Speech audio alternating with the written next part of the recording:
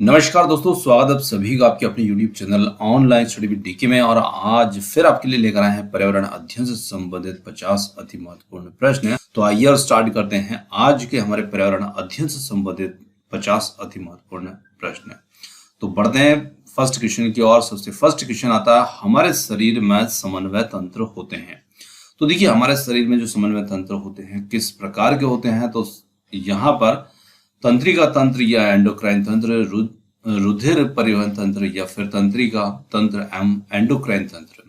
तो देखिए, समन्वय तंत्र जो होता है मुख्य रूप से तंत्रिका तंत्र से और एंडोक्राइन तंत्र दोनों ही मिलकर यहाँ पर भूमिका निभाते हैं, क्योंकि एंडोक्राइन तंत्र जो होता है वो विभिन्न प्रकार के हार्मोन्स जो सूचनाओं के रूप में भी यहाँ पर शरीर को सुचारू रूप से चलाने के लिए आवश्यक होते हैं, साथ ही साथ दूसरे अंगों में समन्वय का कार्य भी करते हैं।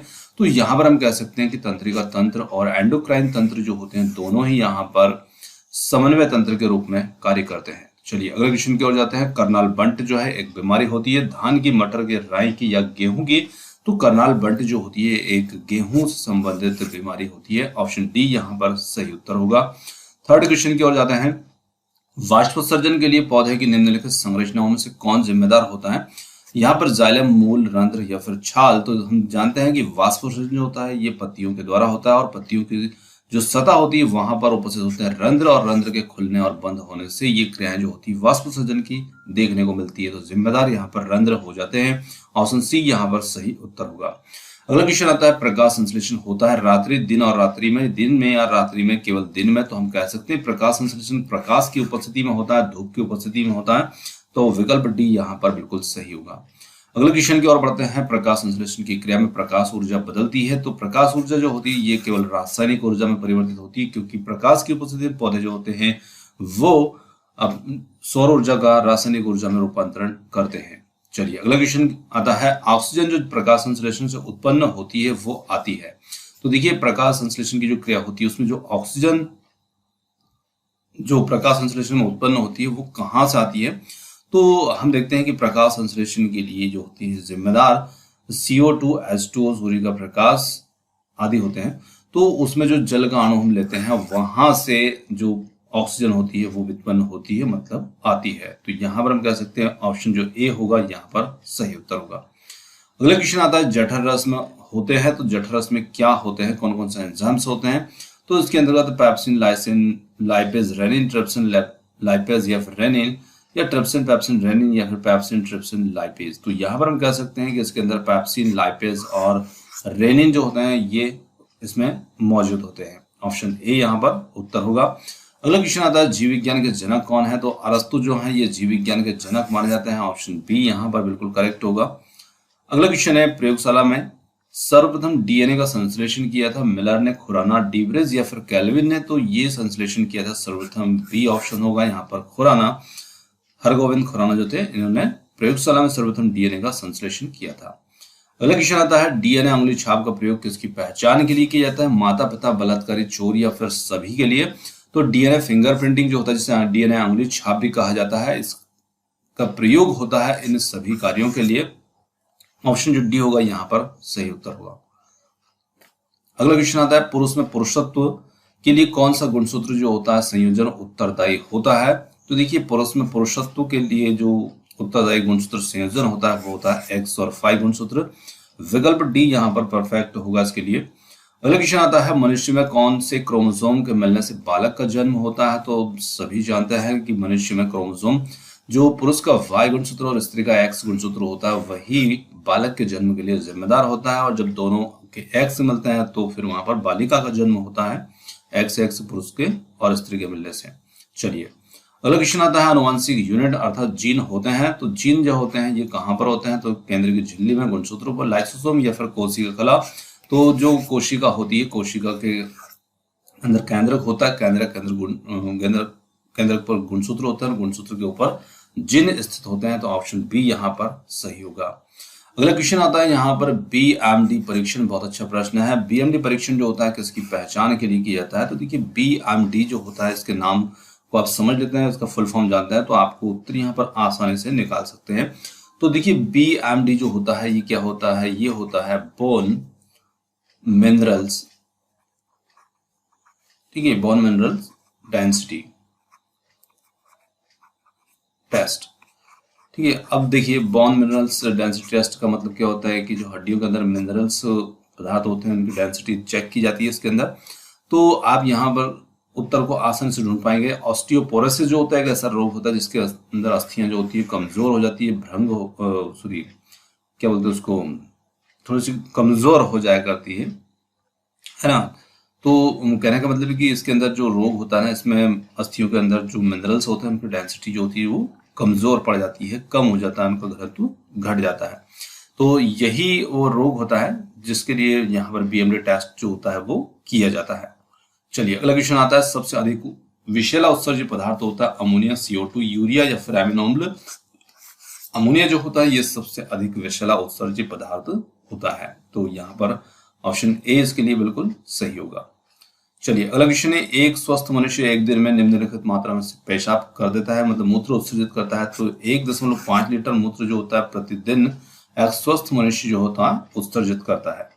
चलिए अगले क्वेश्चन की ओर जाते हैं, चाय पीने के बाद अधिक मूत्र की मात्रा किसके कारण बनती है? शर्करा, कैफीन, जल या फिर निकोटीन। तो ये मात्रा जो होती है ये बनती है कैफीन के कारण। ऑप्शन जो बी होगा यहाँ पर हमारा सही उत्तर होगा। अगला क्वेश्चन आता है, डायबिटीज इंसिपिड्स किसके नियंत्रण में होता है? इंसुलिन, एडीएच या फिर एसीटीएच या फिर टीएसएच। तो हम कह सकते हैं डायबिटीज जो इंसिपिड्स होता है ये नियंत्रण में होता है एडीएच के। और एडीएच जो होता है ये क्या होता है? तो ये एंटी डायूरेटिक हार्मोन्स होता है, जिसे हम आर्जिनिन वैसोप्रेसिन भी कह सकते हैं, है ना। इसका फुल फॉर्म जो होता है एंटी डायूरेटिक हार्मोन्स होता है। और ये क्या करता है कि इसका जो मुख्य कार्य होता है एडीएच का, वो क्या करता है? पानी की मात्रा का प्रबंधन करना होता है। तो ये शरीर के अंदर पानी की मात्रा का प्रबंधन करता है और साथ ही साथ रक्त में पानी की मात्रा को भी लगातार ये नियंत्रित करता है। चलिए आगे बढ़ते अगले क्वेश्चन की ओर, रक्त में यूरिया की मात्रा बढ़ जाने को क्या कहते हैं? यूरियोटीलिया या फिर यूरिकोटीलिया, यूरीमिया, यूरोक्रोमा। तो इसे हम कहते हैं ऑप्शन बी यूरीमिया। चलिए अगला क्वेश्चन आता है, वृक्क की संरचनात्मक एवं क्रियात्मक इकाई होती है। तो ये नेफ्रॉन जो होते हैं ये वृक्क के संरचनात्मक एवं क्रियात्मक इकाई कहे जाते हैं। चलिए अगला क्वेश्चन आता है, दंत चिकित्सक जो होता है द्वारा रोगी के दांतों की जांच के लिए प्रयुक्त दर्पण होता है अवतल, उत्तल, समतल, बेलनाकार। तो यहाँ पर जो दंत चिकित्सक होता है वो प्रयोग में लाते हैं अवतल दर्पण को। चलिए अगला क्वेश्चन आता है, यहाँ पर लंबे समय तक उपवास रखने पर सर्वाधिक प्रभाव शरीर के किस अंग पर पड़ता है? हृदय, आंत, फेफड़े या फिर किडनी, गुर्दे पर। तो यहाँ पर हम कह सकते हैं जो गुर्दे होते हैं इन पर सबसे ज्यादा प्रभाव पड़ता है लंबे समय तक उपवास रहने के कारण। अगला क्वेश्चन है, प्रमस्तिष्क, सेरेब्रम, गोलार्ध का कार्य क्या होता है? तो ग्रहण का ज्ञान कराना या फिर अनैच्छिक क्रियाओं का नियंत्रण, स्वतंत्र का नियंत्रण, चिंतन केंद्र। तो देखिए प्रमस्तिष्क जो होता है इसका मुख्य रूप से जो कार्य होता है वो क्या होता है? ज्ञान, वृद्धि, बुद्धि, तर्क शक्ति, स्मरण, विचार, निर्णय आदि ये सभी कार्य इसके होते हैं। तो ये चिंतन केंद्र इसका मुख्य कार्य हो जाता है, ऑप्शन डी। अगला क्वेश्चन जो है वो फिर इससे संबंधित है, एक मनुष्य अपनी स्मृति खो बैठा है, इसके लिए मस्तिष्क का कौन सा भाग प्रभावित होगा? तो अभी हमने देखा प्रमस्तिष्क जो होता है वो ज्ञान, बुद्धि, तर्क शक्ति, स्मरण आदि के लिए जिम्मेदार होता है। तो यहाँ पर ऑप्शन बी बिल्कुल सही होगा। अगला क्वेश्चन है, अधिकांश कीट श्वसन करते हैं त्वचा से, क्लोम से, फेफड़ों से, वातक तंत्रों से। तो यहाँ पर अधिकांश कीट जो होते हैं श्वसन करते हैं, ऑप्शन डी वातक तंत्रों से। अगला क्वेश्चन है, निम्नलिखित में से कौन सा जीव में रक्त नहीं होता है किंतु वे श्वास लेते हैं? तो हाइड्रा एक ऐसा जीव होता है जिसके अंदर रक्त नहीं होता फिर भी सांस लेते हैं।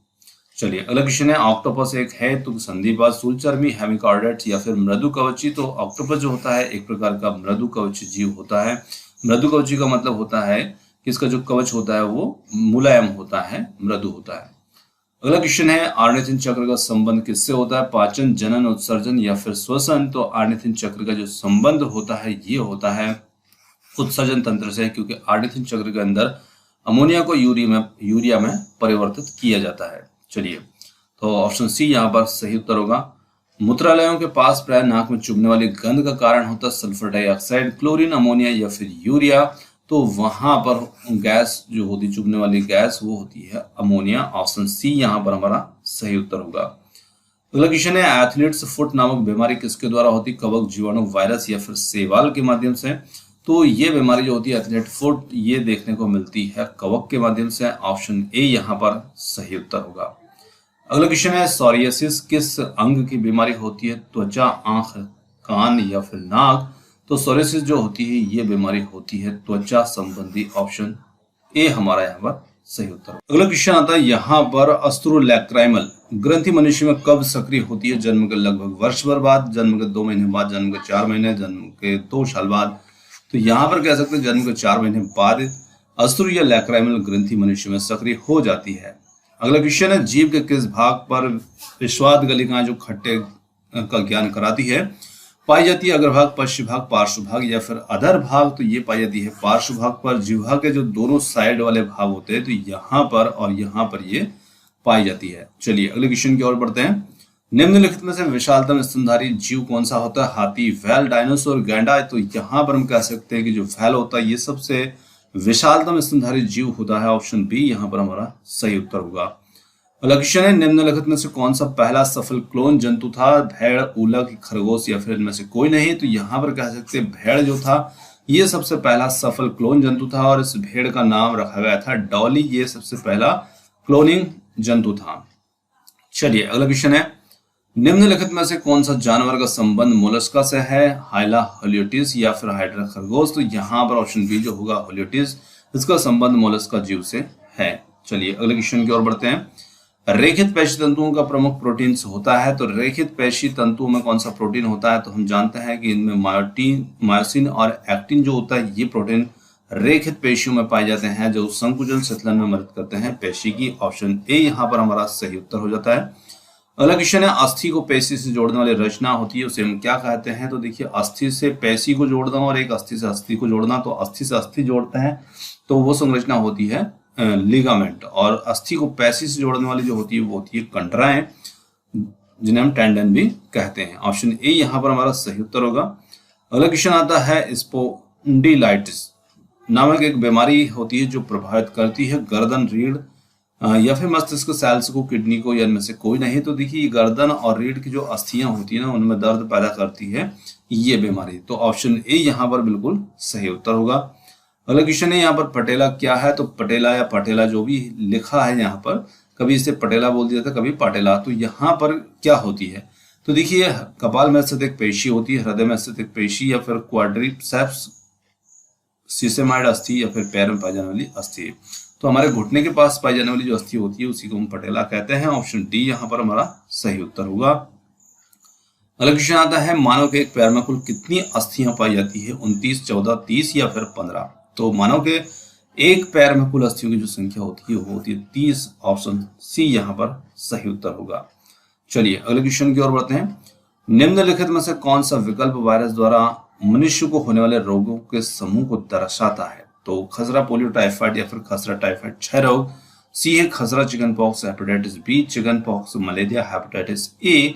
तो यहाँ पर जो समूह होगा वो होगा ऑप्शन सी जिसमें खसरा, चिकन पॉक्स, हेपेटाइटिस बी ये सभी वायरस के द्वारा होने वाले रोगों के समूह को दर्शाता है। Option C. वह एकमात्र पक्षी जो पीछे की ओर उड़ता है? गौरैया, कोयल, साइबेरियन सारस, गुंजन पक्षी जिसे हमिंग बर्ड भी कहा जाता है। तो हमिंग बर्ड ऐसा पक्षी होता है जो पीछे की ओर उड़ता है और विशेषता होती है कि ये सबसे छोटा पक्षी भी होता है। अगला क्वेश्चन आता है पृथ्वी पर विशालतम जीवित पक्षी कौन सा है? तो सबसे बड़े पक्षी को यहाँ पर देखना है। एमू, शुतुरमुर्ग, एल्वेस्ट्रॉस या फिर साइबेरियाई सारस? तो यहाँ पर शुतुरमुर्ग जो होता है ऐसा पक्षी होता है जो थोड़ा सा सबसे बड़ा होता है अन्य पक्षियों से। अगला क्वेश्चन आता है सबसे छोटा पक्षी जो निम्नलिखित में से कौन सा है? कबूतर, तोता, गुंजन पक्षी या फिर घरेलू गौरैया? तो गुंजन हमिंग बर्ड जो होता है ये सबसे छोटा पक्षी होता है। ऑप्शन सी यहाँ पर उत्तर हो जाता है। अगला क्वेश्चन है रेशम कीट जिन पर पनपता है वे हैं रेड की पत्तियां, वैडू की पत्तियां, आड़ू की पत्तियां, सहतूत की पत्तियां? तो रेशम कीट का जो जीवन चक्र होता है जिन पर वो पनपता है और रेशम उत्पन्न करता है वो होती है सहतूत की पत्तियां। ऑप्शन डी यहाँ पर सही उत्तर होगा। अगला क्वेश्चन है रेशम का उत्पादन किससे होता है? रेशम कीट के अंडे से, रेशम कीट के प्यूपा से, रेशम कीट के लार्वा से या फिर स्वयं कीट से? तो रेशम कीट के प्यूपा की जो अवस्था होती है उससे रेशम का उत्पादन होता है। ऑप्शन बी यहाँ पर सही उत्तर होगा इसके लिए। चलिए अगले क्वेश्चन की ओर बढ़ते हैं। अगला क्वेश्चन है मानव रुधिर वर्ग की खोज सर्वप्रथम किस वैज्ञानिक ने की? लैंडस्टीनर, जेनिंग्स, पैंटीन एमास्ट कार्ल मार्क्स। तो यहाँ पर हम कह सकते हैं कि मानव रुधिर वर्ग की खोज सबसे पहले करने वाले थे कार्ल लैंडस्टीनर। ऑप्शन ए यहाँ पर सही उत्तर होगा। अगला क्वेश्चन है बीटी कपास है, तो बीटी कपास क्या होता है? एक संकर पौधा, एक ट्रांसजेनिक पौधा, एक प्राकृतिक पौधा, एक औषधि पौधा। तो ये बीटी कपास जो होता है ट्रांसजेनिक पौधा होता है, जिसमें अनुवांशिक चेंजेस के आधार पर कुछ बदलाव किए गए हैं और ये प्रथम एक अनुवांशिक परिवर्तित पौधा होता है। तो यहाँ पर ऑप्शन बी एक ट्रांसजेनिक पौधा यहाँ पर सही उत्तर होगा। अगला क्वेश्चन है पौधों में जल का अधिग्रहण किसके द्वारा होता है? जाइलम, फ्लोएम, कैम्बियम या फिर पैलिसेड।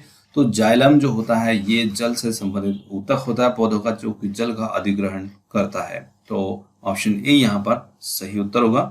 चलिए अगले क्वेश्चन की ओर बढ़ते हैं। अगला क्वेश्चन आता है यहाँ पर चमगादड़ एक स्तनधारी है क्योंकि वह उड़ता है, रात्रिचर, शाकाहारी या फिर बच्चे को जन्म देता है। तो देखिए चमगादड़ एक स्तनधारी जीव है क्योंकि ये पूर्ण विकसित बच्चे को जन्म देता है, साथ ही अपने बच्चे को दूध भी पिलाता है। तो ऑप्शन फोर्थ यहाँ पर सही उत्तर होगा। तो दोस्तों ये थे आज के हमारे पर्यावरण अध्ययन से संबंधित 50 मोस्ट रैंक के क्वेश्चन। और क्वेश्चन आपको कैसे लगे कमेंट्स करके जरूर बताइएगा। वीडियो पसंद आया तो वीडियो को लाइक, शेयर और चैनल को सब्सक्राइब करना मत भूलिएगा। आपने समय दिया उसके लिए बहुत बहुत धन्यवाद। थैंक्स फॉर वॉचिंग और मिलते हैं जल्द ही एक और नए किसी अगले वीडियो के साथ। धन्यवाद।